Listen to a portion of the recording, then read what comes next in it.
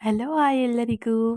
ಎಲ್ಲರಿಗೂ ವರಮಹಾಲಕ್ಷ್ಮಿ ಹಬ್ಬದ ಶುಭಾಶಯಗಳನ್ನು ಹೇಳ್ತಾ ವರಮಹಾಲಕ್ಷ್ಮಿ ವಾಗ್ದಾನ ಅಪ್ಲೋಡ್ ಮಾಡ್ತೀನಿ ಅಂತ ಹೇಳಿದ್ದೆ. ಬಟ್ ಸಾರಿ ಸ್ವಲ್ಪ ಲೇಟ್ ಆಯಿತು. ಕಾಲೇಜ್ ಸ್ಟಾರ್ಟ್ ಆಗಿದ್ದರಿಂದ ನಾನು ಯಾವುದೇ ವೀಡಿಯೋನ ಅಪ್ಲೋಡ್ ಮಾಡೋಕ್ಕಾಗಲಿಲ್ಲ. ಕಾಲೇಜಲ್ಲಿ ಬ್ಯುಸಿ ಆಗಿಬಿಟ್ಟೆ. ಹಾಗಾಗಿ ಇವಾಗ ಅಪ್ಲೋಡ್ ಮಾಡ್ತಾ ಇದ್ದೀನಿ. ಸ್ವಲ್ಪ ಅಡ್ಜಸ್ಟ್ ಮಾಡ್ಕೊಳ್ಳಿ.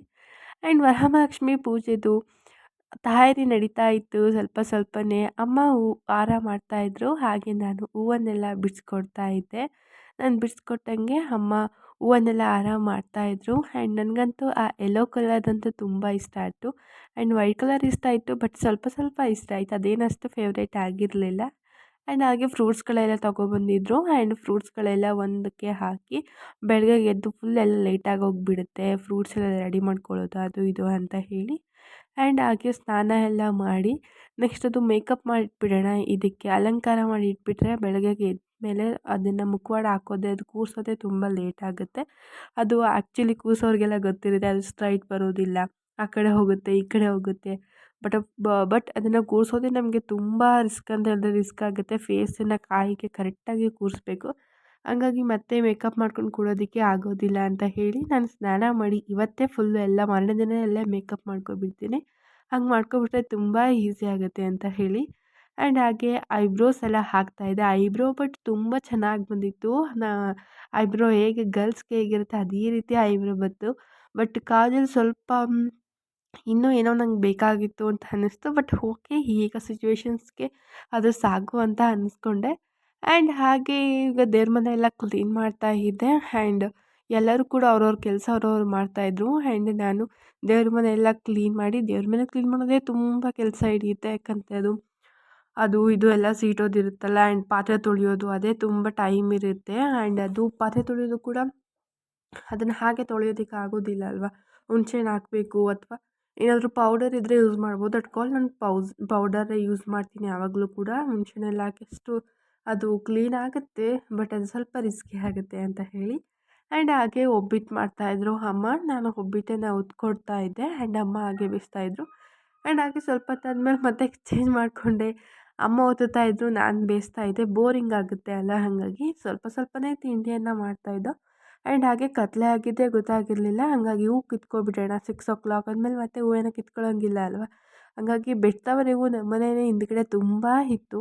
ಹಾಗಾಗಿ ಕಬ್ಬು ಬಾಳೆ ಎಲ್ಲ ನಮ್ಮನೆ ಹಿಂದ್ಗಡೆನೇ ಇದೆ. ಹಾಗಾಗಿ ಏನು ಪ್ರಾಬ್ಲಮ್ ಇಲ್ಲ. ಹಾಗಾಗಿ ಬೆಳಗ್ಗೆಗೆ ರಿಸ್ಕ್ ಆಗುತ್ತೆ. 5 o'clock ಎದ್ದು ಎಲ್ಲ ಕಟ್ ಮಾಡ್ತಾಯಿದ್ರೆ 5 o'clock ಕಟ್ ಮಾಡಬಾರ್ದಲ್ವ. ಒಂದು 6 o'clock ಮೇಲಾದರೂ ಆಗಬೇಕು. ಹಾಗಾಗಿ ಎಲ್ಲ ಕಟ್ ಮಾಡಿ ಇಟ್ಕೊಂಡಿದ್ದೋ. ಹಾಗೆ ಅಮ್ಮ ದೇವ್ರ ಸಾಮಾನೆಲ್ಲ ತೊಳೆದ್ಕೊಡ್ತಾಯಿದ್ರು. ನಾನೆಲ್ಲ ಸೀಟಿ ಅದನ್ನು ಒಂದು ಕಡೆ ಎತ್ತಿ ಇಟ್ಟಿದ್ದೆ.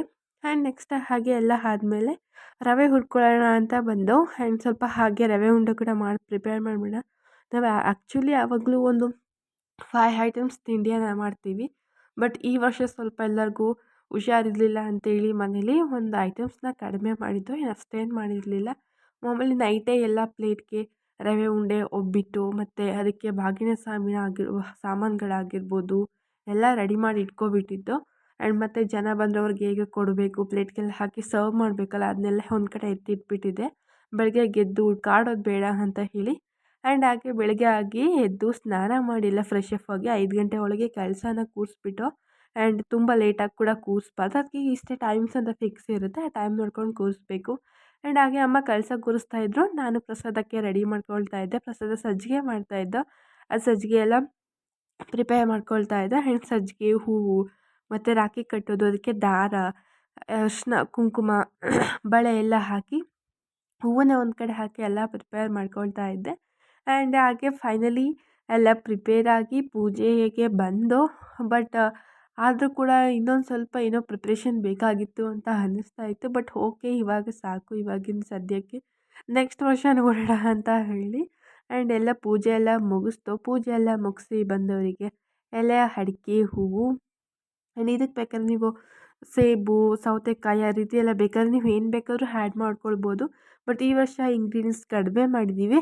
ಹಾಗೆ ಪ್ರಸಾದ ಎಲ್ಲ ಪ್ರಿಪೇರ್ ಮಾಡಿದೆ. ಪ್ರಸಾದಕ್ಕೆ ಗಣಪತಿ ಇಟ್ಟಿದ್ದೀವಿ ಸಗಣಿಯಲ್ಲಿ ಮಾಡಿ. ಅದು ಮೇನ್ ಇಂಪಾರ್ಟೆಂಟು, ಗಣಪತಿ ಇಡಲೇಬೇಕಂತೇಳಿ. ನನಗೂ ಗೊತ್ತಿರಲಿಲ್ಲ, ಅದನ್ನೇ ಮರ್ತ್ಕೊಬಿಟ್ಟಿದ್ದೋ. ಬೆಳಗ್ಗೆ ಹೋಗಿ 5 ಗಂಟೆಲೇ ಹೋಗಿದ್ದೋ. ಬಟ್ ಅಮ್ಮಂಗೆ ಹೇಗೋ ಸಿಕ್ತು, ನನಗೂ ಮರ್ತೋಗಿತ್ತು ಸಹ.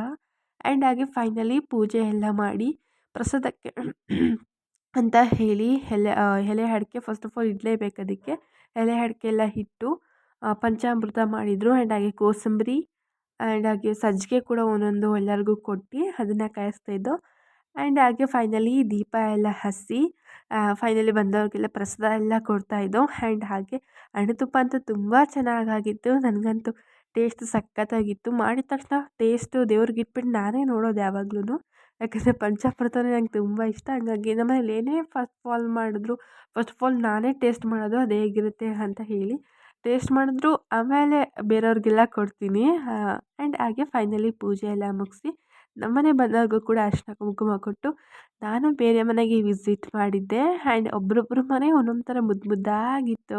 ಅದೆಷ್ಟು ನೋಡಿದ್ರು ನಂಗೆ ಬೇಜಾರೇ ಆಗೋದಿಲ್ಲ. ಆ ದಿನ ಫುಲ್ಲು ನನಗೆ ಬೇಕಾದ್ರೆ ಲಕ್ಷ್ಮಿನೇ ಕೂತ್ಕೊಂಡು ನೋಡು ಅಂದರೆ ನೋಡ್ತಾನೇ ಇರ್ತೀನಿ. ಆ್ಯಂಡ್ ಫಸ್ಟ್ ಒಬ್ಬರ ಮನೆಗೆ ಹೋಗಿದ್ದೋ. ಅವರು ಸಿಂಪಲ್ಲಾಗಿ ದೀಪ ಎಲ್ಲ ಇಟ್ಟು ಆ್ಯಂಡ್ ಏನೂ ಪ್ರಸಾದ ಏನು ಮಾಡಿರಲಿಲ್ಲ. ಸಿಂಪಲ್ಲಾಗಿ ಮಾಡಿದರು. ಇದು 2ನೇ ಮನೆ ಮಾಡಿರುವಂಥದ್ದು. ಆ್ಯಂಡ್ ಅವರೊಂದು ಸ್ವಲ್ಪ ಚೆನ್ನಾಗಿ ಮಾಡಿದರು. ನಂಗೆ ತುಂಬಾ ಇಷ್ಟ ಆಯಿತು. ಆ್ಯಂಡ್ ನನಗೆ ಮೇನ್ ಇಂಪಾರ್ಟೆಂಟ್ ಅಂತ ಹೇಳಿದ್ರೆ ರಾಖಿ. ನನಗೆ ತುಂಬ ಇಷ್ಟ ಅದನ್ನ ಕಟ್ಸ್ಕೊಳ್ಳೋದು ಅಂತ ಹೇಳಿದ್ರೆ. ಅವ್ರು ಹೇಳಿಲ್ಲ, ಅವ್ರು ಕಟ್ಟಲಿಲ್ಲ ಅಂತ ಹೇಳಿದ್ರು. ನಾನೇ ಕೇಳಿ ಇದನ್ನು ಕಟ್ಟಿಸ್ಕೊಳ್ತೀನಿ. ಆ್ಯಂಡ್ ಅವ್ರಿಗೂ ಕೂಡ ಕಟ್ಟೋದು ಅಂದರೆ ತುಂಬ ಇಷ್ಟ ಅಂತ ಹೇಳ್ತಾಯಿದ್ರು. ಅದನ್ನು ಕೂಡ ಕೇಳ್ಕೊಂಡು ಇದು 3ನೇ ಮನೆ. 3ನೇ ಮನೆಗೆ ಹೋದಾಗ ಇದು ತುಂಬ ಚೆನ್ನಾಗಿ ಮಾಡಿದರು. ಇಲ್ಲಿ ಫೈನಲಿ ನಂಗೆ ತುಂಬ ಇಷ್ಟ ಆಗಿದೆ ಅಂತ ಹೇಳಿದ್ರೆ ಇದೆ.